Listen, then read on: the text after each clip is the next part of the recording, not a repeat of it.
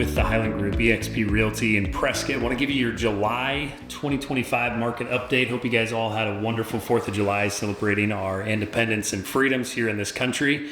Let's jump right into it. First thing I would say is that despite what you might be hearing about in the national media, the market is not crashing, but I would say that it's definitely shifting.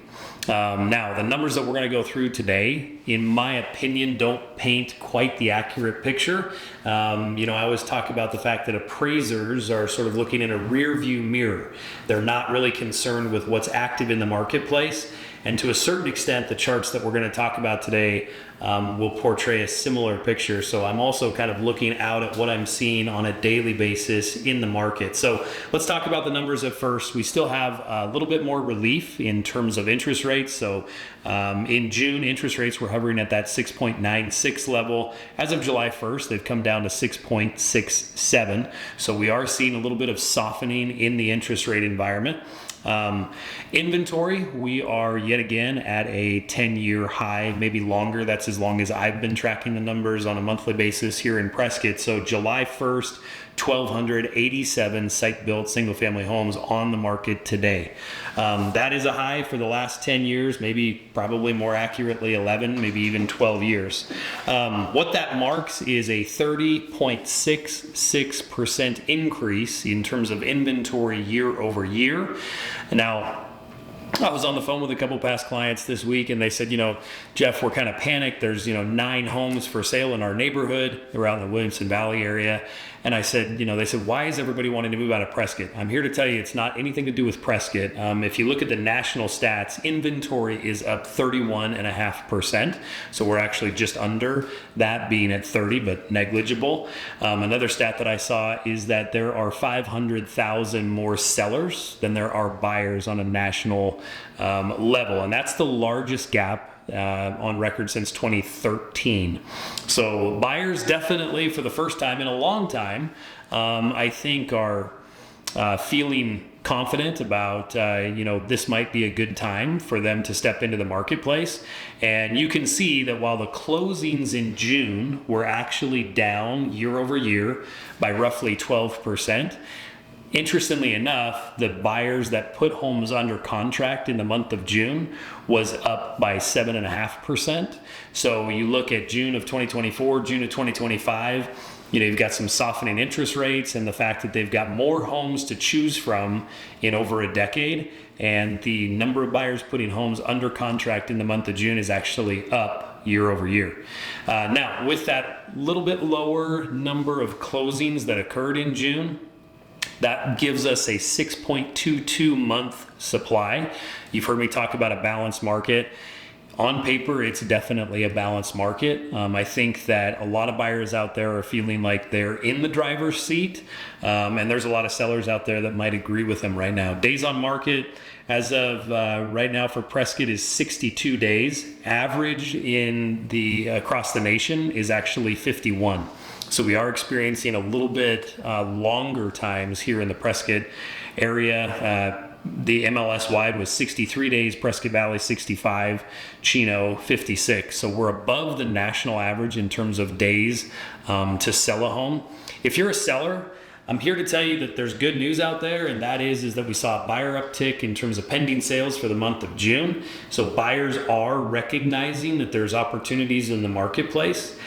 You also have to understand that being very proactive when it comes to price is really going to help avoid later on reactive and deeper price cuts. So if you're not getting the traction, take a really strong look at your active inventory of what you're competing against. I've been on multiple listing appointments in the last couple of weeks, and if you are looking at homes that sold in your subdivision 3, 6, 9 months ago, it is a very different marketplace than we're in today.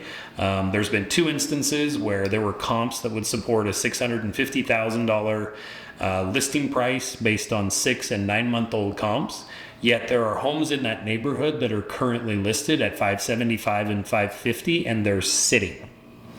So if you are trying to price your home, whether you're working with an agent or you're looking around, you need to be much more in tune with what you're competing against for your buyer than what sold 6 to 9 months ago. I mean, if a home sold 6 months ago, that buyer put that home under contract as 7, 8 months ago, and this is a drastically different environment than it was then.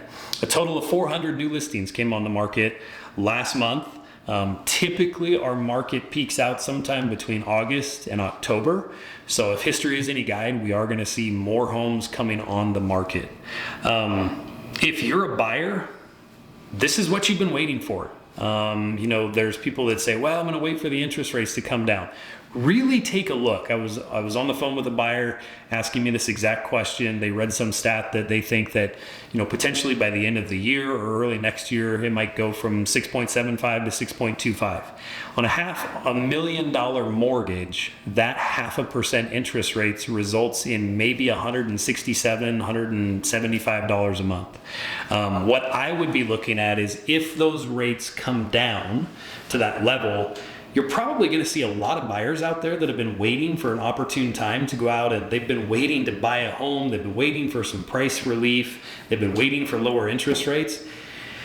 I'll take the lack of competition in the marketplace that you see right now with an absorbent amount of properties, a 10-year high, over the $167 or $175 a month savings. And when the interest rates are favorable enough, refinance. So find the home that you want.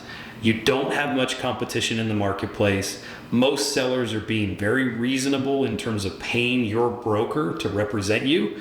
They're also receptive to concessions. Now, on the flip side of that, I don't want to paint the picture that if you're a buyer that you can go out there and in every case make an offer that's say 3, 5, 8, 10% below, because that is not the case. When you look at the active inventory, it's true that of the 1,300 or so homes that are on the market, on average, they're priced about 11% over the average cost per square foot.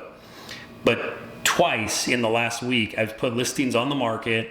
We studied the market, we looked at the active competition, and we priced it correctly in the marketplace, and it resulted in multiple offers on both of those listings in under a week. So if you're watching the market and you're a buyer, you'll know when a home comes up that's priced correctly. And oftentimes, if you hesitate, they're still gone. Because sellers, listen to me, there are still buyers in this marketplace that are looking for nicely positioned, nicely upgraded, good condition, and priced correctly homes. You just need to focus on what your competition is to make sure that you nail the price. That's about the update for July. Things are changing daily, and I'll look forward to talking with you next month. Thanks a lot.